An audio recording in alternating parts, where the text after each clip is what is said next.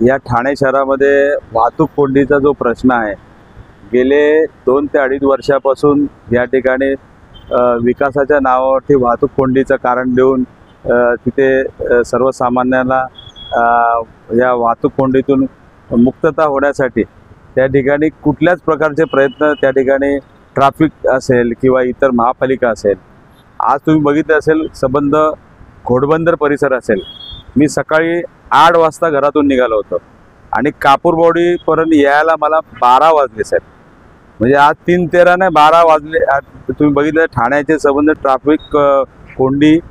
आज सर्वसामान्य माणसाला जर ठाणा स्टेशनला यायचं असेल तर मला वाटतं 2-2, 3-3 तास लागत असेल, तर मला वाटतं दुर्दैव आहे. या सरकारला किंवा या प्रशासनाला बिलकुल ठाण्याच्या समस्या सोडवण्यासाठी बिलकुल वेळ नाही. फक्त या नगरसेवकाला फोड, त्या नगरसेवकाला फोड, याला फोड, त्याला फोड, हे एवढेच सर्व कामं त्यांची चालू आहेत.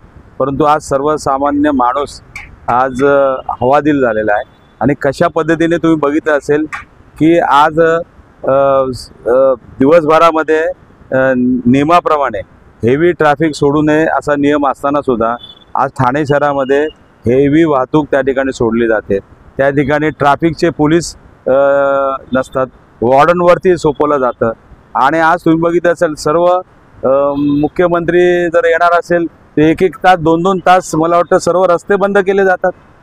अरे कशासाठी? काय करता तुम्ही? आज तुम्ही बघितलं असेल जवळजवळ या संबंध ठाणे पोलीस यंत्रणामधले जवळजवळ 60% पोलीस तर मला वाटतं मुख्यमंत्र्यांच्या ताफ्यामध्ये असतात. सर्वसामान्य तिथे ह्याला ट्रॅफिकला पोलीसच त्या ठिकाणी नाहीत.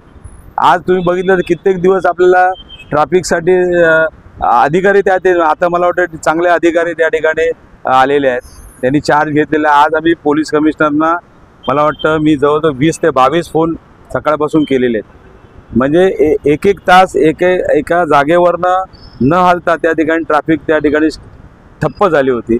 आणि अशा परिस्थितीमध्ये जर असं हे झालं तर मला वाटतं आम्हाला त्या महापालिका आयुक्त असेल किंवा आपलं पोलीस आयुक्त असेल यांच्या दालनामध्ये बसण्याशिवाय दुसरा कुठलाही रस्ता नाही.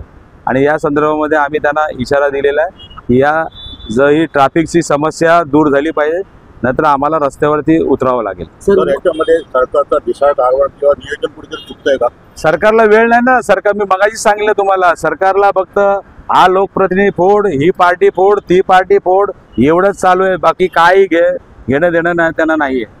आज तुम्ही बघितलं असेल सर्व शहरातले एकही रस्ता असा नाही की त्या ठिकाणी ट्रॅफिक कोंडी नाही. सर्व ठिकाणी ट्रॅफिक कोंडी झालेले आहेत. मग तुम्ही शहरामध्ये घ्या, घोडबंदर घ्या, बाळकुम घ्या, ढोकाळी घ्या, वर्तकनगर घ्या, कुठला एक रस्ता मला दाखवा. या ठिकाणी सर्व ट्रॅफिकचे 3:13 वाजलेले आहेत. सर मुख्यमंत्र्यांचे बदलते ठाणे म्हणून सर्वत्र मिळत आहे. अहो बदलते नाही, पहिलं आहे ते ठाणे सांभाळा. कळलं की नाही? ठाण्याची वाता तुमच्या काळात 2.5 वर्षामध्ये झालेली आहे. ते पहिला आधी सुधारा. नवीन काय नको आहे. विकासाच्या नावाखाली तुम्ही किती लोकांना उल्लू बनवाल.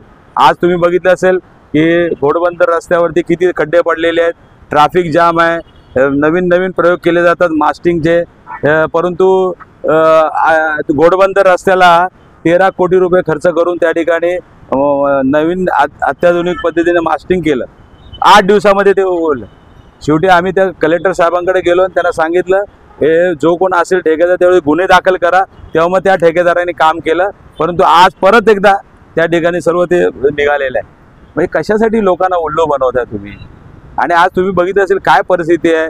महिलांची सुरक्षा वाऱ्यावर आहे. त्या ठिकाणी लहान मुलींवरती अत्याचार होत आहेत. तुम्ही काय करता काय तिथे बसून? तुम्ही ते काम करायचे लायक नाहीत. त्यामुळे तुम्ही आता मला वाटतं जनता तुम्हाला घरी बसवेल. डम्पिंगचा विषय अजूनही तसा मला वाटतं मुख्यमंत्र्यांच्या मतदारसंघातला विषय गेली कित्येक वर्ष स्वतःच्या मतदारसंघातले प्रश्न सुद्धा सोडू शकले नाहीत. त्या ठिकाणी डम्पिंग ग्राउंड त्या ठिकाणी झालेले आहेत.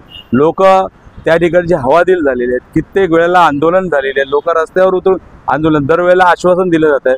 आज आम्ही आयुक्तांना भेटलो होतो. आयुक्त म्हणाले की या संदर्भामध्ये आम्ही ॲक्शन घेतो आणि सर्व ती जे काही डम्पिंग जे 30% त्या ठिकाणी कचरा आहे तो आम्ही काढून घेतो असं आश्वासन आम्हाला आयुक्तांनी दिलं आणि आम्हाला विश्वास आहे ते काम होईल. तर मुंबई असते किंवा नवी मुंबई या ठिकाणी अंत्यविधीकरिता मोफत कापडे आणि पेट्रोल दिले जाते. मात्र ठाणे महानगरपालिकेकडे अंत्यविधीकरिता स्मशानभूमीमध्ये 2,500 ते 15,000 रुपये घेतले जातात. यावर काय? अहो मी सांगितलं ना, जिवंतपणी माणसाला हालाल करून सोडतात आणि मेल्यानंतर सुद्धा तीच हाल अपेष्टा सहन करावे लागतात. आज तुम्ही बघितलं एवढ्या महानगरपालिका आज 2-2 वर्षाची बिलं त्या ठेकेदारांची दिलेली आहेत. या ठिकाणी टॅक्स रूपाने पैसे गोळा करतात, परंतु ज्या सुविधा द्यायला पाहिजे दिलेल्या आहे. मोठमोठ्या घोषणा करायच्या, हे करायचं, हे कशासाठी करता तुम्ही? आज सर्वसामान्याच्या टॅक्सच्या रूपाने येतात, त्याला सुविधा देण्याचं काम करायला पाहिजे, परंतु तुम्ही सुविधा देताय का? जनतेला तुम्ही उल्लू बनवायचं काम चालू आहे.